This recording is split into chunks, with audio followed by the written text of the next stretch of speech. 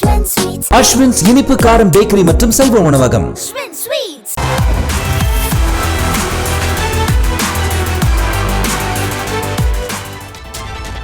இங்கிலாந்து அணிக்கு எதிரான ஒருநாள் தொடர்ல முதல் 2 போட்டியில பும்ரா விளையாட மாட்டார்னு அணி தேர்வுக்குழு தலைவர் அஜித் அகர்கர் தெரிவிச்சிருக்கார். பார்டர் கவாஸ்கர் தொடரோட கடைசி போட்டியில பும்ராவுக்கு காயம் ஏற்பட்டது. அதனைத் தொடர்ந்து தசைப்பிடிப்பால அவதிப்பட்டு வரும் அவர் முழு உடல் தகுதியை பெற சிகிச்சையில இருக்கார். சாம்பியன்ஸ் டிராபி தொடருக்கு முன்னாடி அவர் உடல் தகுதியை பெறணும் அப்படிங்கறதால இங்கிலாந்துக்கு எதிரான முதல் 2 ஒருநாள் போட்டிகளையும் பும்ரா விளையாட மாட்டார்னு தெரிவிக்கப்பட்டிருக்கு.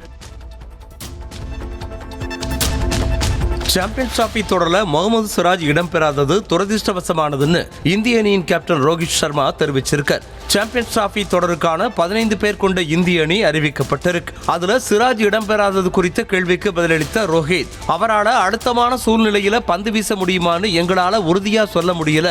அவர் அணியில இடம்பெறாதது துரதிருஷ்டவசமானதுன்னு தெரிவிச்சிருக்கார்.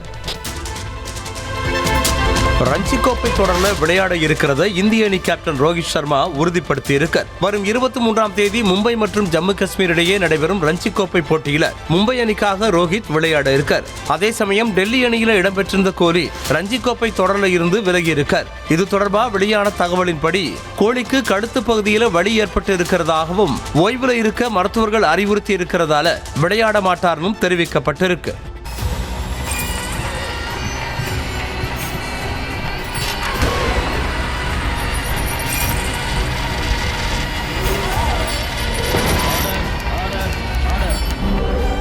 நிகழ்தகவு குற்றங்களின் மறுபரிமாணம். நாள்தோறும் இரவு 10 மணிக்கு இணைந்திருங்கள் நமது நியூஸ் தமிழ் தொலைக்காட்சியோடு.